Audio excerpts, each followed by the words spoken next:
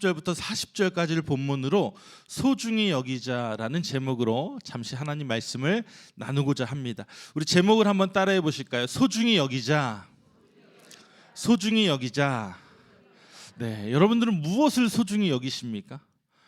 여러분 소중히 여기시는 게 다 있으실 거예요. 어떤 분들은 물건이 될 수도 있죠. 요즘 젊은 친구들은 뭐 핸드폰, 뭐 게임기 이런 거 소중히 여기는 분들도 있어요. 또 어르신들은 뭐 그런 물건이라기보다는 사람을 이렇게 소중히 여기세요. 자녀를 소중히 여기고 손주 손녀를 그렇게 소중히 여기시고, 그렇죠? 손주 손녀들은 그냥 뭘만 해도 다 이쁘잖아요, 그렇죠? 소중히 여기는 것들이 다 있습니다. 아마 여기 계신 분들도 다 각자가 소중히 여기시는 게 다를 거예요. 근데 오늘 말씀을 보면요, 오늘 에서가 또 야곱이 또 이삭이 무엇을 소중히 여겼는지, 또 무엇을 우리가 소중히 여기며 살아가야 될지를 말씀을 통해서 다시 한번 살펴보고자 합니다. 오늘 본문은 아마 유명한 본문이니까 다들 아실 겁니다. 말씀을 보면 이 야곱과 에서가 쌍둥이 형제였는데, 형이었던 에서가 이 동생이 아버지에게 축복을 받고 사라진 것을 모른 채 열심히 사냥해서 아버지에게 갔어요. 그리고 축복을 받기 위해서 아버지 이삭에게 나를 축복해달라고 빌러갔습니다. 그런데 어떻게 됐죠? 축복을 받았나요? 못 받았어요. 왜? 누가 먼저 받아갔어요? 축복을? 야곱이 먼저 받아갔어요. 야곱이 그 전 본문을 여러분 보시면 재밌는 장면이 나와요. 이소무화 같아요.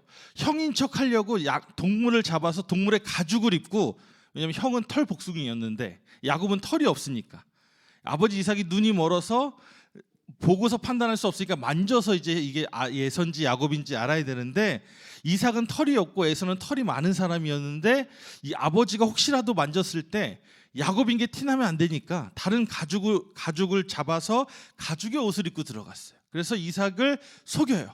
형인 척, 아버지 제가 이삭이 에서예요 하고 가서 에서인 척하고 축복을 다 받고 돌아갔습니다.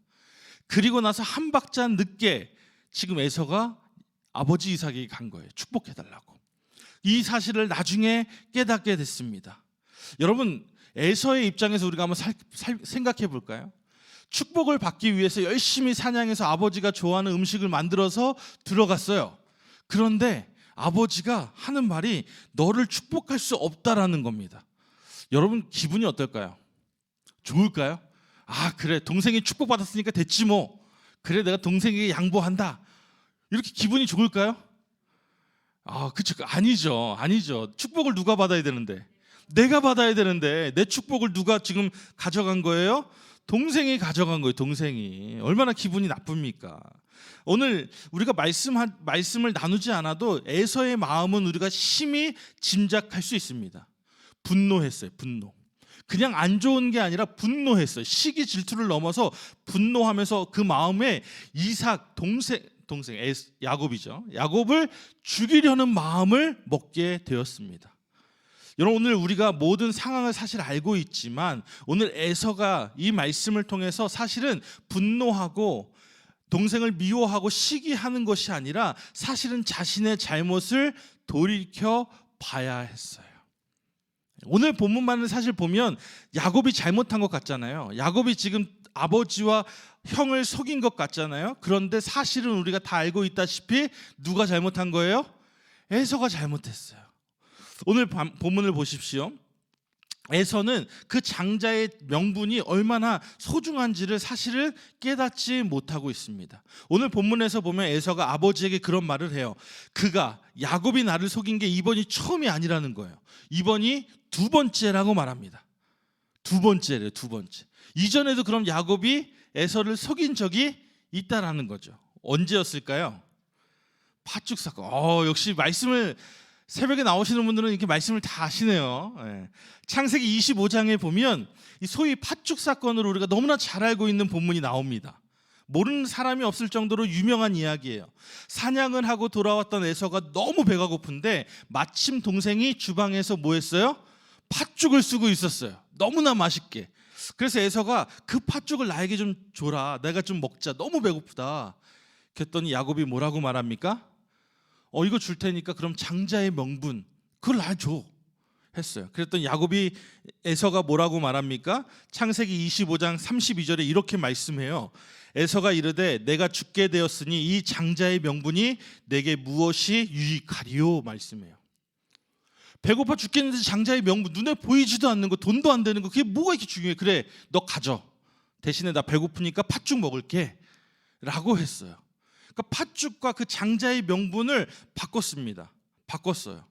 내가 죽게 되었는데, 굶어서 죽겠는데 지금 그게 무슨 그렇게 중요하니? 라고 하면서 그것을 바꿨다는 겁니다. 바꿨다는 거예요. 어떻게 보면 이미 에서는 그때 장자의 축복을 야곱에게 판 거예요. 오늘 본문만 보면 야곱이 잘못한 것 같지만 사실은 이미 그 전에 거래가 있었어요. 팥죽과 장자의 명분을. 성경은요, 그 장자의 명분을 판 것을 또 오늘 에서가 에서가 이삭에게 축복받지 못함을 야곱의 잘못으로 이야기하지 않아요. 누구의 잘못으로 이야기합니까? 에서의 잘못으로 얘기해요. 왜 그럴까요? 창세기 25장 34절에 보면 이렇게 말씀하고 있어요. 야곱이 떡과 팥죽을 에서에게 주매 에서가 먹으며 마시고 일어나 갔으니 에서가 장자의 명분을 가볍게 여김이었더라 말씀해요. 성경에서 말하기를 에서가 장자의 명분을 어떻게 여겼다고 말합니까? 가볍게 여겼다는 거예요. 가볍게 여겼다. 이걸 다른 말로 해석하면 소홀하게 여겼다는 거예요. 귀중히 여기지 않았다는 거예요. 소중하게 생각하지 않았다는 겁니다. 여러분, 오늘 우리가 살아가다 보면 이러한 경우가 얼마나 많은지 몰라요. 나에게 정말 중요하고 소중한 것인데 그것을 소중한 것을 깨닫지 못해요. 그것을 너무 가볍게 여길 때가 있다라는 겁니다. 여러분, 에서에게 있어서 장자의 명분은 너무나 소중한 거였어요. 귀한 거였어요. 어느 것과도 바꿀 수 없는 명분이었어요. 그런데 순간 배고픔 때문에 그 눈에 보이지 않는 장자의 명분을 소홀하게 여겼다는 거예요.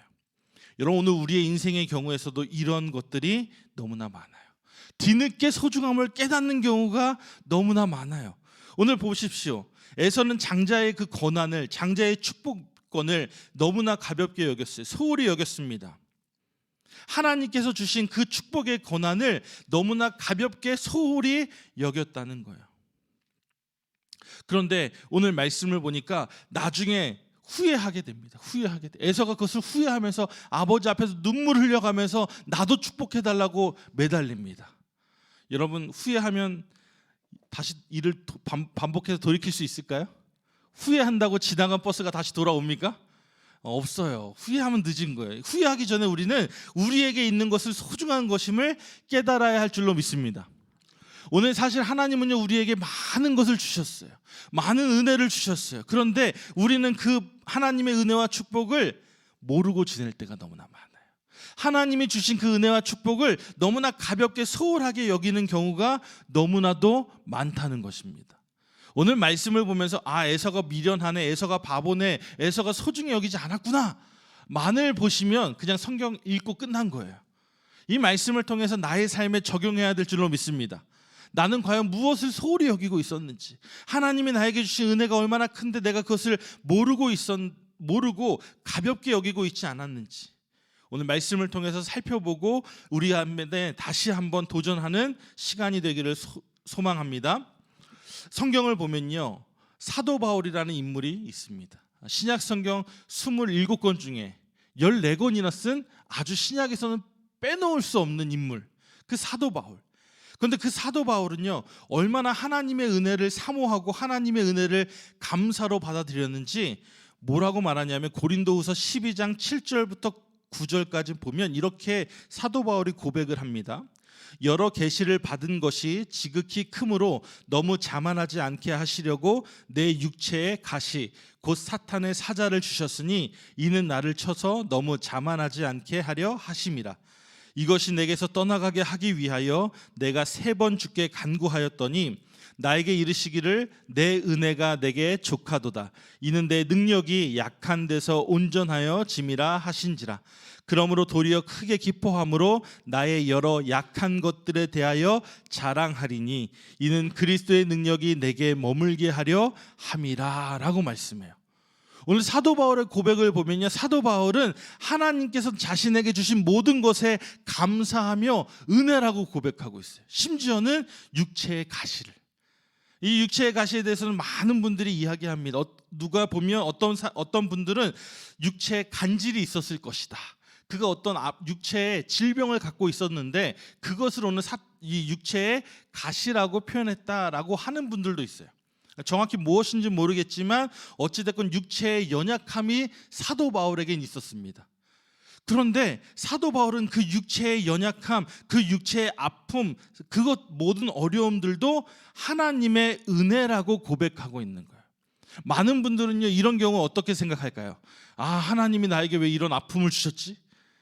하면서 오히려 원망하고 불평하고 하나님을 향해서 막 따지고 그랬을 거예요. 그런데 오늘 사도 바울은 뭐라고 고백합니까? 이것 또한 하나님의 은혜라고 말해요. 이것 또한. 왜? 하나님께서 우리의 삶을 다 아시고 우리의 상황에 가장 좋은 것을 주셨기 때문입니다. 믿으십니까? 믿으십니까? 여러분, 오늘 우리의 삶에 주어진 모든 것들이 하나님의 은혜임을 고백합니다. 믿음으로 그렇게 바라보시고 믿음으로 그렇게 선포하시고 믿음으로 그렇게 고백하시기를 주님의 이름으로 축복합니다. 왜 사도 바울이라고 그 육체의 가시가 없어지기를 소망하지 않았겠어요? 오늘 말씀에도 보면 기도했다고 말하잖아요. 간절하게 하나님께 기도했다고 말해요. 그런데도 하나님이 그 가시를 없애주지 않으시니까 깨달은 거예요. 아, 하나님이 나에게 이것을 주셨구나. 아, 내가 너무 교만할까봐 하나님이 나에게 연약함을 주셨구나. 내가 자만하지 않고 항상 겸손할 수 있도록 나에게 이런 은혜를 주셨구나 라는 것을 깨달았다는 거예요. 여러분, 얼마나 놀라운 믿음의 고백입니까? 우리 같으면, 저 같으면 아, 하나님 왜 이거 안 고쳐주세요? 내가 주일을 열심히 하는데 하나님 이것도 안 고쳐주시면 나 주일 안 할래요 하고 떠나가면 그만인데, 사도 바울은 그렇지 않았다는 거예요. 믿음으로 그것을 감사로 받아들였다는 거예요. 오늘 본문으로 돌아보면 에서는요, 그 장자의 축복, 너무나 큰 은혜를 너무나 가볍게 여겼습니다. 너무나 소홀히 여겼어요. 그게 얼마나 소중한지 모르고 지나갔습니다. 오늘 결국 에서는 후회하며 아버지에게 나도 축복해달라고 요청해요. 성경을 보니까 오늘 본문에 38절에 이렇게 말씀합니다. 에서가 아버지에게 이르되 내 아버지여, 아버지가 필복이 이 하나뿐이리이까 내 아버지여 내게 축복하소서, 내게도 그리하소서 하고 소리를 높여 우니.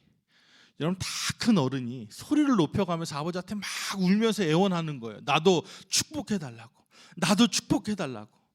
여러분, 이건 후회하고 있는 거예요. 에서가 미리 알았다면 팥죽 한 그릇에 여러분 장자의 명분을 팔았을까요? 아니었어요. 이런 일이 일어날 줄 알았으면 어떻게 해서든지 굶는 한이 있어도 팥죽이랑 장자의 축복을 팔지 않았을 거예요. 그런데 장자의 명분을 소홀히 여긴 나머지 장자의 명분을 팔았고, 그 결과로 인해서 지금에서는 모든 것을 잃고 울면서 후회하고 있습니다. 여러분, 이미 지나가 버린 버스에 손을 흔드는 거예요. 이미 버스는 떠나갔는데 뒤에서 소리치며 버스 세워달라고 하는 거예요. 그 버스가 쓸까요? 안 쓰죠. 버스는 가게 돼 있어요. 지나간 거예요. 지나간 거. 그렇기 때문에 우리는요, 지금 기회가 있을 때 소중한 것을 깨닫고 지켜야 될 줄로 믿습니다. 우리는 지금 있는 걸 소중히 여겨야 돼요. 여러분, 이렇게 후회하면서 에서가 아버지에게 말했을 때 이삭이 했던 말은 무엇이었을까? 전혀 축복이 아니었어요. 축복이 아니었어요. 아버지가 에서에게 한 기도의 내용들을 보면 어떤 것입니까? 야곱에게는 형제의 주가 된다고 말씀했고 하늘의 이슬과 땅의 기름짐을 축복했어요. 그런데 형 에서에게는 무엇을 기도했냐면 땅의 기름짐과 하늘의 이슬이 그의 생애에서 멀 것이라고 말했어요. 여러분, 이거 축복입니까? 저주입니까? 저주예요, 저주. 그러면서 또 뭐라고 말하냐면 그는 칼로 살아간다라고 말했어요. 칼로 살아간다. 그리고 더 나중에 뭐라고 말하냐면 형제를 섬길 것이다. 네 아우를 섬기는 인생을 네가 살게 될 것이다 라고 말했어요. 오히려 축복과는 정반대로 오히려 저주를 받게 됩니다. 여러분, 소중한 것을 모르고 그 소중한 것을 놓쳤을 때 오히려 그 결과는 너무나도 비참하고 너무나도 가슴 아픈 결말을 맞이하게 됐다는 거예요. 여러분, 때로는 우리도 살면서 너무나 많은 후회를 합니다. 많은 분들이 후회하는 것을 보았어요. 그때 내가 그런 결정하지 말걸. 내가 그때 이렇게 했어야 되는데 하면서 인생을 후회하시는 분들이 참 많이 있어요. 마음이 쓰라리게 아프고 큰 고통에 울부짖으면서 하나님께 기도하는 분들을 많이 본 적이 있습니다. 에서와 같이 지나간 일들을 놓고 후회하면서 아파하는 분들을 참 많이 보았습니다. 여러분, 그러면 우리가 후회하는 인생이 안 되려면, 후회하지 않기 위해서 우리는 어떻게 해야 할까요? 이게 중요한 것 아니겠어요? 우리가 지나가고 나서 후회하는 게 아니라 후회할 일을 만들지 않으면 되는 거예요. 그렇죠? 에서가 그 장자의 명분을 소홀히 여긴 나머지 오늘 후회하는 일을 만들었던 것처럼 우리는 삶에 그런 후회가 남지 않도록 하루하루를 살아가야 될 줄로 믿습니다. 그럼 어떻게 해야 되느냐? 문제는 간단해요. 늘 깨어 기도와 말씀으로 우리에게 주어진 삶의 자리에서 최선을 다해야 돼요. 믿으십니까? 이미 사실 이 새벽 예배 나오신 분들은 후회할 일이 없어요. 하루하루를 기도로 말씀으로 시작하는데 후회할 일이 뭐가 있겠어요? 우리가 이것을 여러분 우리만 아는 것이 아니라 우리 주변에 있는 목장 사람들에게, 목원들에게, 또 이웃에 있는 사람들에게 이런 이야기를 해줘야 돼요. 야, 기도와 말씀을 해야 후회하는 인생이 안 살아. 후회할 일이 없어. 지혜를 얻을 수 있어. 하나님이 우리와 함께 하셔. 이런 복음을 전하시기를 주님의 이름으로 축복합니다. 이미 우리들은 그렇게 살고 있는데 우리만 그렇게 살아가서는 안 되죠. 내 주변에 있는 사람들에게도 이 복음을 전해야 될 줄로 믿습니다. 여러분, 하나님이 오늘 우리에게 주신 모든 것을 소중히 여기시며 최선을 다해 책임감 있는 삶을 살아가야 할 줄로 믿습니다. 우리에게 작든 크든 일이 주어졌을 때 여러분 최선을 다해야 돼요. 결국 우리의 모든 삶이 작은 것을 어떻게 대하고 행동하는지에 따라서 어떻게 보면 큰 결과가 이루어지기 때문입니다. 여러분, 혹시 더 늦기 전에 우리의 삶에서 소홀히 여겼던 것이 있다면 여러분 그것을 오히려 책임감을 가지시고 더 소중히 여기시기를 주님의 이름으로 축복합니다. 에서처럼 가볍게 여겨서 소홀히 여겨서 후회하는 일이 없으시기를 주님의 이름으로 축복합니다. 말씀을 정리합니다. 사랑하는 성도 여러분, 오늘 우리에게 주어진 하루는요, 순간순간이 모두 가치가 있어요. 하루하루가 매우 소중합니다. 믿으십니까? 모든 것이 하나님의 은혜이기 때문에 그래요. 우리가 찬양했잖아요. 하나님의 은혜로 지금까지 살아온 거 하나님의 은혜라고 고백하잖아요. 어느 것 하나 버릴 것이 없어요. 때로는 문제가 있고 때로는 아픔이 있고 때로는 남모르게 흘리는 눈물이 있지만 그마저도 여러분 감사로 하나님의 은혜로 받아들인다면 버릴 것이 하나도 없음을 믿습니다. 오늘 우리의 삶이 그러한 삶이 되기를 주님의 이름으로 축복합니다. 특별히 우리에게 주신 교회, 우리에게 주신 예배, 우리에게 주신 목장 공동체, 나에게 주어진 삶의 자리가 소중한 것을 깨닫고 소중히 여기시면서 오늘 하루도 하나님과 동행하며 승리의 삶을 살아가시기를 주님의 이름으로 축복합니다. 축복합니다. 기도하겠습니다.